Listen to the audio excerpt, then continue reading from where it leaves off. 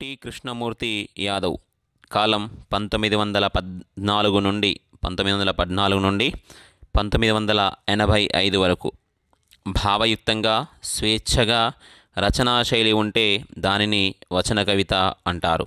ఆంగ్లంలో వచన కవితను ఫ్రీ వర్స్ అని కూడా అంటారు. ఫ్రీ వర్స్ ఫ్రంట్ను కుందుర్తి ఆంజనేయులు స్థాపించారు.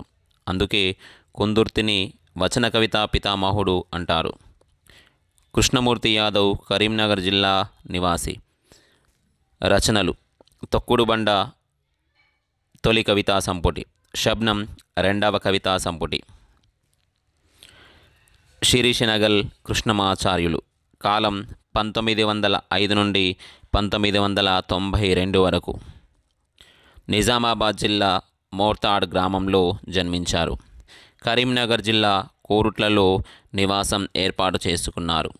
రచనలు: కళాశాల అభ్యుదయం, రామానుజ చరిత్రం, చిత్ర ప్రబంధం, రత్నమాల అనేది ఖండకావ్యం.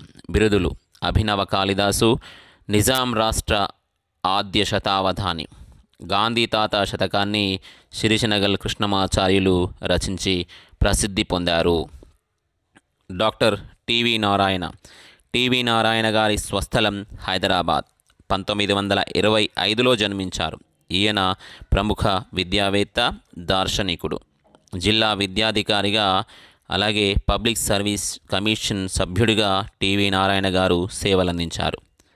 ఈయన రచించిన రచనలు: జీవనవేదం, ఆర్షపుత్ర శతకం, భవ్యచరిత శతకం, ఇందులో మకుటం, భరతవంశతిలక భవ్యచరిత, ఆత్మదర్శనం ఇది కవితా సంపుటి, అమరవాక్సుధ స్రవంతి ఉపనిషత్తులపై ఇది వ్యాస సంపుటి.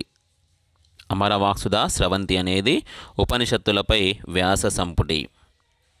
గంగుల షాయిరెడ్డి పూర్వం నల్లగొండ జిల్లా, ప్రస్తుతం వరంగల్ జిల్లాలోని జీడికల్లు గ్రామంలో జన్మించారు. కాపుబిడ్డ అనేది పద్య కావ్య ప్రక్రియకు చెందినది. కాపుబిడ్డ అనే కావ్యం కర్షక ప్రశంస అనే భాగంలో ఉన్నది. గంగుల షాయిరెడ్డి రచనలు: వర్ణనలతో కూడిన కావ్యం ఇది. ఈ కావ్యమే కాక చాలా రచనలు చేశాడు. అవి తెలుగు పలుకు, వర్షయోగము, మద్యపాన నిరోధం, గణిత రహస్యం, ఆరోగ్య రహస్యం ఇవి రచనలు. గంగుల షాయిరెడ్డి పోతనను ఆదర్శంగా తీసుకున్నారు. కాపుబిడ్డ కావ్యంలో రైతు జీవన విధానం, జీవకారుణ్యం, త్యాగబుద్ధి, విరామం ఎరుగని శ్రమ మొదలైనవి వర్ణించారు. దళితుల కోసం పాఠశాలలు నడిపిన సంఘ సంస్కరణ భావాలు గల ఉద్యమ కవి గంగుల షాయిరెడ్డి గారు.